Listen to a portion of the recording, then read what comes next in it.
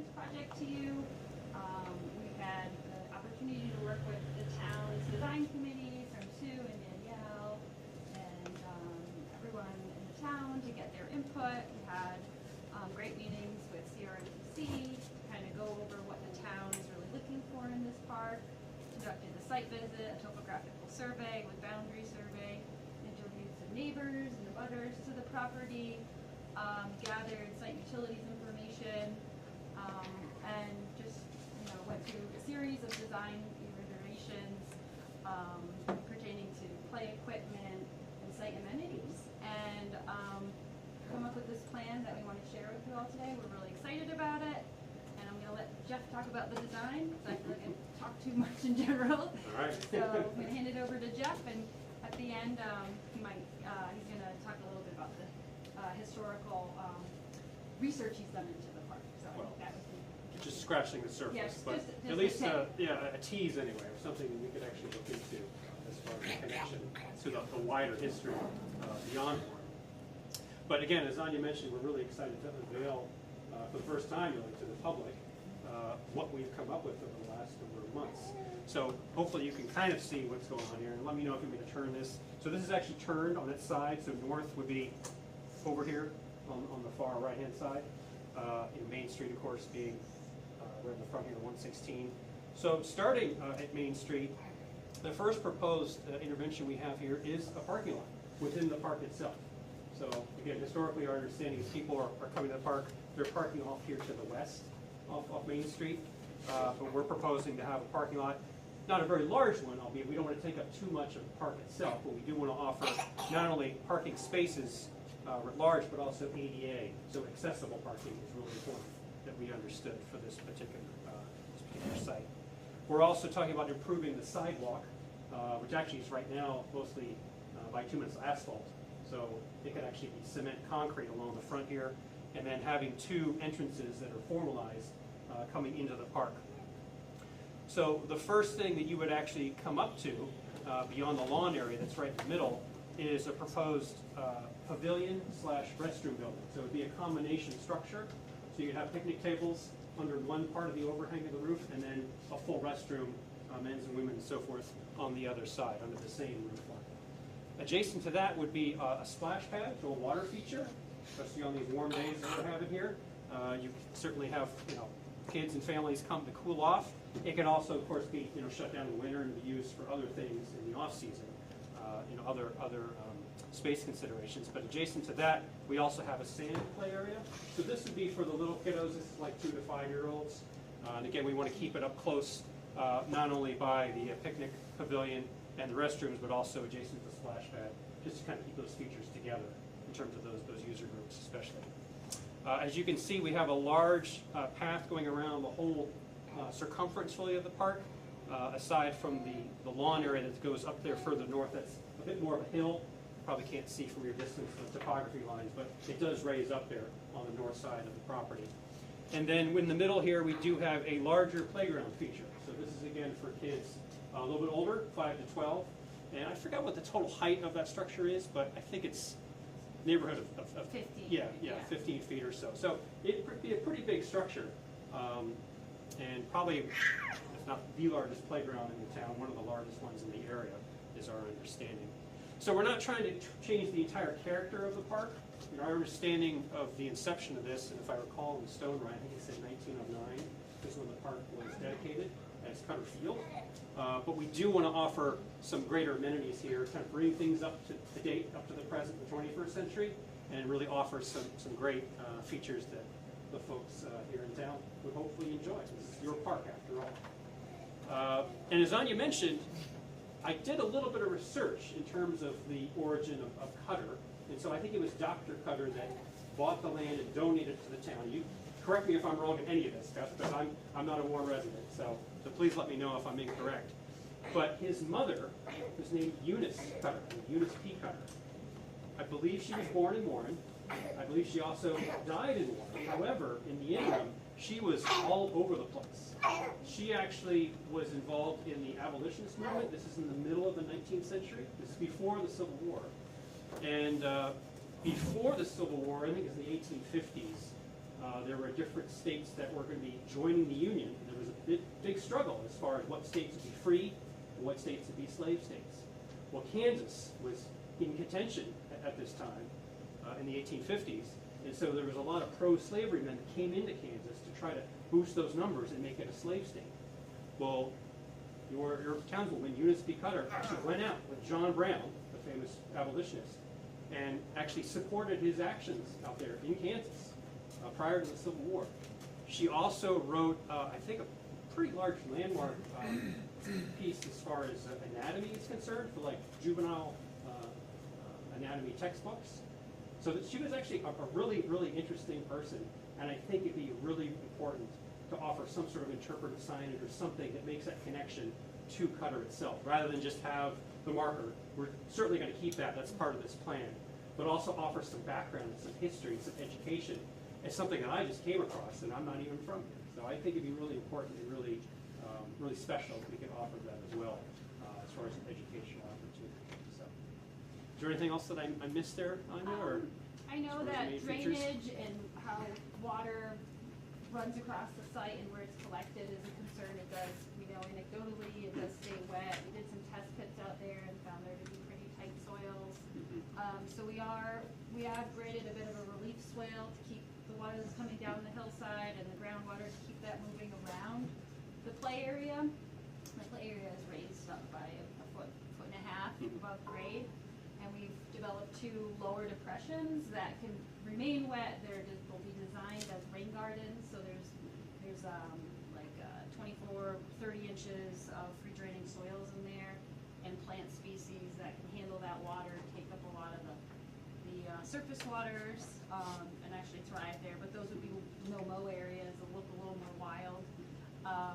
But there's a lot of education, environmental benefit and educational benefit. You have like pollinator plants and species there. And again, just like this polygon here, and then under these trees would be another one. The splash pad would have a center drain, which would be piped and collected in a subsurface infiltration gallery. That water will go away. It'll just, drink into the soil. It's a low flow splash pad, so it's not like a real gusher, but it's not a recirculatory system. So it'll be a flow through, and that's just a push button activated splash pad. And you can actually set the hours of operation from 10 in the morning till 7 at night or shorter, whatever you want to do. You're paying for the water. And then electricity to the park would come from the road here, from the utility pole. We'd need a new water service and a sewer service. So that's all factored in, kind of why things look the way they are. There's a lot of utilities in this area, but it can also, make a nice lawn area. We try to plant as many trees as we could. Shade, especially on days like today, is really important. And yeah, we're just overall, we're really happy with the way it came out, and we hope you like it too. And we did, in speaking with the town as far as funding and grant applications go, this project could be a multi-phase project. We haven't fully gone through what would come first, but you could, plan it to be multi-phase based on your funding. We have developed a set of construction drawings that treats it as one project, one phase. I should say one phase, not one project. But as funding becomes available, it could be done in 2 or 3 phases. Anybody have any questions? Or you can certainly come up here. No, absolutely. Hi. I own the property right on the corner, 1224. Right here? Yep. Yeah, perfect. And, I've had it for about 15 years, and it was, as you probably know, was very difficult to find boundary markers. And I finally did. My house is 1855, so it was there before the park. And lo and behold, the borderline just about hits the corner of my house. Yeah, we saw that. So I'm looking at those trees, and I'm concerned, what kind of trees are you talking about? These are your trees. These are there already. We're They're not taking existing. those down. That huge maple. Yeah, I didn't want. We don't want to put a I fence through it. That just Did These are- it's did a just- lot of loving care to that Oh, yeah. maple. Totally. These are existing, and then, Okay. and we can move those up. They do help with the water uptake. Oh, yeah, no, Mhm. no, But not- that's fine, Definitely not those. I that see. beautiful Yeah, maple those tree. are there. good. It's a good marker too, Yeah, yeah, great. And,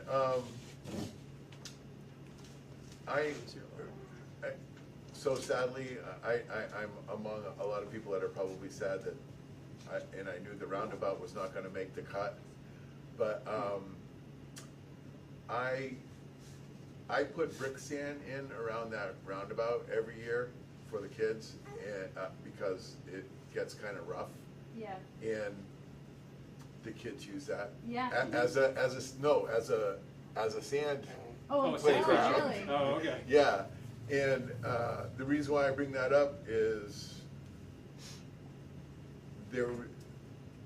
So right now, the old playscape where the town put wood chips, it gets overgrown with weeds, and it's just mowed and it goes up. So I was actually thinking of putting in years ago a sand playground on my property for the kids, because you don't buy a property like that if you don't like kids. Yeah. And it's a lot of maintenance for it not to become a kitty litter thing for the pets, and it's high maintenance. Yeah. And I just want to throw that out. Also, was wondering on the playscape in the back, what's The surfacing, so the surfacing? Yeah. The blue is a poured-in-place rubber, and that takes you to all the high-traffic areas and accessible transfer stations. And then the rest of it is wood chip. to Wood help. chip. The cost to fully surface that in rubber is like It's prohibitive. I at least understand. $100,000. It's just I wild. understand. The latest quote I saw for that stuff is in the order of $50 a square foot. Yep, I remember you mentioned that. Yeah, and that, it used to be like 35 Yeah. it's just gone up so much. The wood chips just end up But it getting does, ugly. it does provide accessible routes. Yep, no, that's great. Glad to hear Yeah. about the drainage. Yeah, and that is that- also under drained, so Yeah. within the wood chips, it's more pervious than the rubber, which isn't really pervious. But there's Great. under drains, under the 12 inches of wood chips, there'd be a stone reservoir with a perforated pipe too. And then there's a leaching chamber that it goes to, which is, keeps water Awesome. out of the wood chips, because that's the problem a lot of times, if they're not under drained, they'll decompose quicker. So it just helps with longevity. Sure. Mhm. And just So it's- curious, I'm sorry, just one last question. The trees, what kind of trees were you thinking of planting around there? I was just curious. The Through shade here? trees. Yeah. We had some, Well- they're on the, is it, I think I do have them there. I think the thought that we had is, again, based on the drainage issue Yeah. and that question, something that's going to want to keep its feet wet, so like a red maple is a Okay. contender. Well, Yeah. I mean, I could go back here and check right now No, and see no, what we no. spec, but yeah. we had Not that two important. species in here. Curious. I know we Right. had the red maple, and there might be some birch in there. Mhm. And then we got some Shazwell, serviceberry, something like that. Great. Actually, these are all afterthoughts. Our plan has the perimeter, Yeah. but then in seeing the colored version, we're like, oh, we kind of want to shade this, and it would be nice. So these were added with our renderings for Kind this of a Gotcha. meeting. iterative process. So that's the one thing, it's not on the plans yet, but I would like to propose more trees, just. Nice. Okay, thanks. So the playground has solid rubber paths, is that? Yes. As opposed to like rubber chips, right? Like. Solid rubber, Solid, yeah, yeah. the rubber Not chips. want rubber chips. No, Have they're, you used rubber Right. chips? No, I've seen, they get all Yeah, over the At place. Brookfield Elementary School, they're everywhere. Yeah. Yeah. And all of the underlaying fabric all comes up. and it's Yeah. not- yeah, it looks like crumb rubber, Mhm. but it's heated up really hot and has some solvent. People in it use them that- on tracks. Yeah, Yeah, just it's all sealed melted, together. melted rubber that they poured in Yeah. place. And it gives you the fall attenuation rated for the equipment, so Oh, for okay. this tall of a structure, you'll probably have 4 inches of rubber, like with a Mhm. base mat, a top mat. And that adds to the cost. There's you- also rubber tile we've used, Okay. which are interlocking tiles, but with this kind of shape, we thought the poured-in-place would be easier to install, and it looks nicer than the tile, but we could certainly you have We an probably have a more geometric path. estimated cost of this? Yeah, so, right, like around $1 million, Okay, yeah, Good luck. so probably Yeah. 2 phases of, yeah. yeah. And that's, Like two- that's with, like, two we grant like to be cycles. really conservative on our numbers, 'cause we don't wanna overpromise, you know. That's today's dollars with like a contingency, Yep. so, yeah. Okay. But certainly like a good candidate for phasing, you know, like if Yeah. you wanted to start playground and then you work your way out, it's always a good way to do it. But you'd wanna bring in the utilities for the bathroom, you know, as you're doing your site work and Yeah, not yeah, undo initially, yeah. the work you've done. While you're in This there. would You ready? qualify, right? The path going around, that's a walking path. Yes. And that would be handicap Yeah. Yes, accessible? and that's what's really nice is like, just the circulation and if you're Oh, okay. with the little one Oh, and a good. stroller and you Yeah. wanna like We keep had moving. wide enough for bicycles too, right? 6 feet wide, so like bikes, you know, could, one, yeah, you wouldn't go especially side by with side. Right. Right. But like certainly kids on their scooters and Yeah. bikes. and Wheelchairs. trucks. Yep, absolutely. Wheelchair for sure, Yep, yeah, designed Yeah, okay. to meet ADA. right. So we were careful about the grading, to make sure that was a, make sure. Another part of the question, what are the most expensive parts? If we couldn't do it all, what are the parts that are Yeah. the most costly? Okay. Like, I mean, it's all factored together, so like, the playground's probably around 2, the building at 1 something, the splash pad around 1, the site work, the utility, so it's all like 100,000 each, and they Yeah. add up. Yeah, there's not one Yeah. particular Yeah. thing that's like, Yeah, I mean, half the when cost when is we this had the or. playground, actually, the playground's gonna be more. I think that's like probably around 3,000, because the equipment alone was like 1 something. 300, yeah. Like 150, Right, so, right. I mean, the playground's the most expensive, but I think that's the most necessary. Mhm. So if that were like the first phase, I think that would be the most expensive. Yeah, that would kind of be the anchor for the site a lot of Yeah, and then ways. you're working your way out. Right. But like the parking lot could hypothetically come in later on in different things. Yeah, You still have some of the so this other- renderings to scale, because just as I'm thinking of the actual width of the park, the parking lot there looks kind of big as far as what would fit. How many spaces were you thinking? 8, including Two 2 ADA. ADA. And the 9th space is like a hatched Mhm. space for And visitors. that fits in there with the walkways around it and everything? Mhm. Yeah, Okay. Mhm. yeah, Yeah, it's no, all it's- the scale. It's all measured down to the Okay, inch. Yeah. okay, Yeah. I'm sure, I was sure. And do you have any money we could borrow? Wish, Let me see what I wish. have here. But, Doesn't hurt to ask. having CRMPC, like, as far as like grant cycles go, Yeah, I think yeah. that's huge. We're doing a project in, like, in Hardwick, which we started with a master plan. I don't think it went till full CD, but using that master plan, they were able to get funding, or looking to get funding for a phase, but they actually decided to maybe go in a full amount rather than by phase. And just to kind of expand off that, so because the project will yield resulting in bid-ready plans and specs, it'll position the town much better to apply for grants. So now that we have this plan completed, we can then explore potential grant funding sources. There's a few of them, both federally and state, that are available that we would explore going forward. So our work is completed with a plan of, construction drawings and specifications, but then as the grant is obtained, you know, there's always fine tuning, so that's when you could phase it out and say, oh, we only got 500,000. But having those plans, you can then, you know, pull that off the shelf and focus on that first piece of it. I remember in the first meeting too, when I personally mentioned the sidewalk, but, I think a gentleman from the highway department or somebody said That could be done with the that the state had to, Hmm. Well, so we are gonna be, preparing like a set of drawings, of reduced set, just showing the parking lot, and we'll be giving it to the town so that they can submit for a highway access permit. They're gonna, need that for the curb cut. And, at that time, you know, we talked about the sidewalk, although just incorporating it into the project, if they don't do it, makes so much sense for like, you know, the 50 square linear feet of concrete that you would need. Yeah. I think I mean, there already is where the ramp, or where the. Yeah, there's a section right here at the current crosswalk. Where the current crosswalk is, that's concrete. Yeah. That stays, we're not touching that crosswalk or the tactile warning strip. Right. But it's from here to there, Right. and they're just filling that in and making it all. So the existing sidewalk is still there? It's just, There is an existing sidewalk, but there's one small section, as Anya's talking about, that's actually cement concrete, with a Okay. tactile warning strip that goes across the existing crosswalk.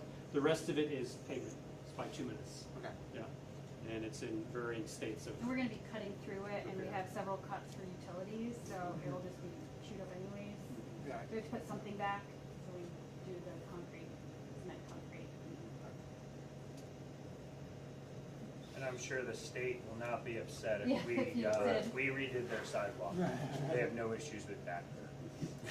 But they will not pay for it unless, well, who knows? Gotcha. If you get the right person, maybe they will. And we're proposing bituminous concrete sidewalks around the park. It's less expensive materials, flexible pavement. It's more readily, you know, available and easier done than all concrete. But that, you know, if you get surplus of funding, you might make that change, but, it holds up pretty well. We do a lot of park pathways and bituminous concrete, and it's just like regular blacktop. yeah, I mean, for the usage that we're anticipating. One in West Warren's We'd be all able to drive buckled. it. Sorry? The one at Dean Park's all buckled, the sidewalk. That's a different issue. I know, but I'm just saying, they were saying about the, you know, it all depends, it's all about the base, you know? Yeah. If the base isn't right, you can have problems with concrete too. Yeah, you'll And you have know a what, maybe joint. to save some money, they could do, like crushed stone for, or stone dust for a while. And then at some point, if they wanted to concrete it, they could do it. The hard part is if we want it to be handicap accessible, did you ever try to push a wheelchair while you're in it on that? It's hard. The fine gray stuff Yeah. that ends up like concrete. It If still it's- isn't, it still isn't the best if you are, you know, looking We've for done it real before, accessibility. you know, you can have good results, but it's maintenance. I mean, It's it's really like, like it would be regrading like, every year. it'd be a way to like save some money to do it in, you know. I work with handicapped population, so it's very hard for me to want to do something at their expense. I just don't think it's the right thing to do personally. So I think it makes for a great grant application, and then you see how much you come up with, and any sort of in-kind fundraising, you know?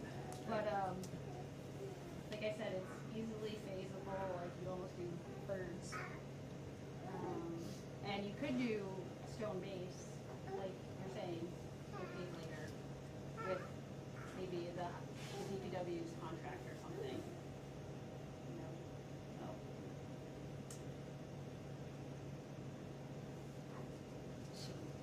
I was just, I'm sure you probably have already thought that if this came to be, it'd be a lot more maintenance than the current park. Oh, yeah, yeah. And they, yeah, That's really him, it's not me. Really good, Jim. It yeah, would- It would be more maintenance, Yeah. however, we would have something worth maintaining. right, right. No, I was thinking Yeah. of, you know, the budget, budgeting it Yeah, that has to be part of the picture, you're Yeah. absolutely right. And you're right about the wood chips too, by the way. Yeah. I used to work in park operations as a ranger, Yeah. and we would have to loft that wood fiber on a regular basis. It doesn't perform that attenuation if a Yeah. child were to fall, if it's compacted. Right. It does need to be maintained and also supplemented on a regular basis.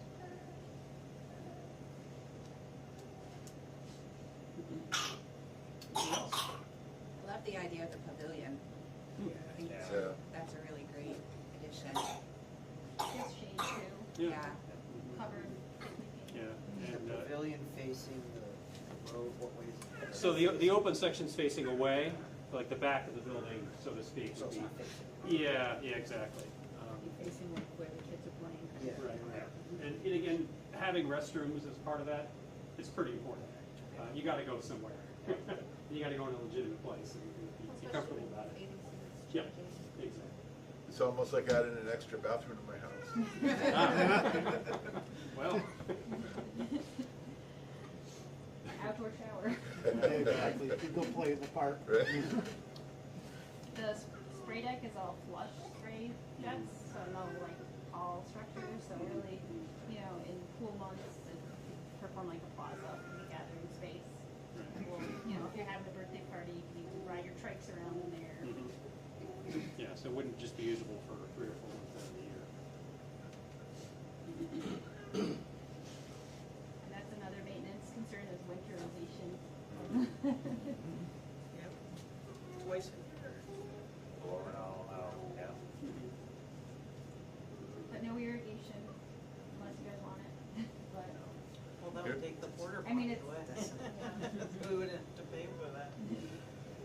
Just an idea too, I take my grandchildren, there's a splash park in a little town in Bondsville. And the community got together to get funding for that. But they also went around to all the industries there and they've got a plaque there Oh, of yeah. donated. yeah. Yeah. So the surfacing around the splash pad, it's not showing up on the, it could be pavers, and those could have like donor names in them.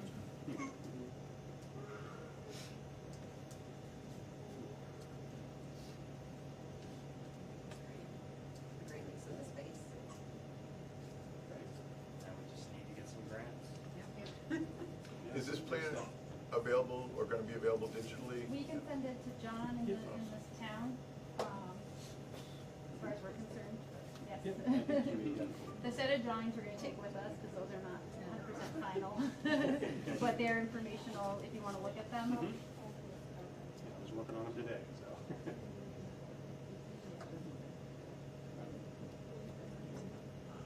Great, well, Thank thank you. you all. All right, thank you.